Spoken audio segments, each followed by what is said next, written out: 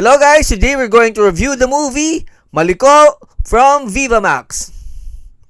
I tried looking for the location of Maliko in the map. I saw one located in Surigao province and another one spelled with a C, not a K, located in Pangasinan province. The reason is to find out whether such a place exists because I'm wondering if the people of that place would allow their town or municipality to be associated with incompetence. Maliko from Vivamax and directed by J.R. Frias stars Sahara Bernales and Eunice Santos with bodily support from Richard Solano. It is about a medical representative, Sweetie, played by Eunice Santos, who uses her body to get favors from doctors and pharmacists. Sweetie goes to the town of Maliko to promote her company's medicines. There she meets Leng, a village lass whose father is suffering from an infected boil and is in dire financial straits. Sweetie then takes advantage of the situation and makes Leng have intimate relations with her as payment for the financial favors she grants Leng. Moreover, Sweetie seduces Nardo, Leng's boyfriend, and as a requirement in a Vivamax movie, he succumbs. Everything comes to a head after Sweetie convinces Leng and Nardo to join an orgy while Leng's father lies on his deathbed without the knowledge of the couple.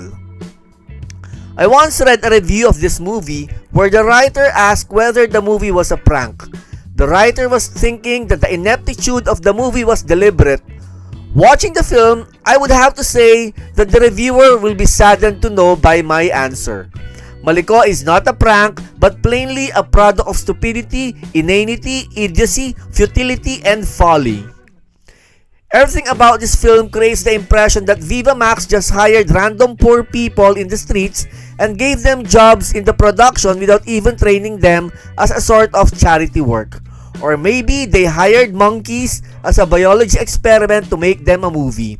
This reaches the level of brainlessness of Dirty Ice Cream, and I'm actually thinking whether this movie should now replace Dirty Ice Cream as the worst movie I have ever seen, but at least Maliko didn't have the horror that is Ida Manzano's naked body. So this could be a close second. The writing of this movie is embarrassingly appalling. Maybe it was written by someone who has lost all notions of narrative logic and character motivations. Every character's action is done not because of situational reaction, but obviously because of directorial orders. No sane human being would act the way the characters did unless I totally missed the point, and this movie turns out to be a genuine treatise on insanity, but I wouldn't bet on that. The actors are unbelievably terrible. I have seen better acting in a nursery school play. The lead actress, Sahara Bernales, is inconceivably bad. I kept thinking if she suffered a stroke in real life and is just learning to speak again through a poorly motivated speech therapist. Or maybe her head got hit before the production and she is heavily concussed. Or maybe she got elbowed by a Muay Thai fighter and her jaw got dislocated. The way she talks made me suspicious whether she was an alien spy from another planet who is just learning our language. Eunice Santos fares a little better, but she offers little else as proof of talent. Richard Solano is just there to take up space and maybe produce carbon dioxide. The editing of the movie is so awful that it seemed the movie had randomly deleted scenes. There is no concept of proper transition whatsoever. 1 minute, the characters would be talking, and the next shot would be them engaging in carnal pleasures without justification or setup. You would always think that a line of dialogue went missing or footage got deleted by an incompetent intern.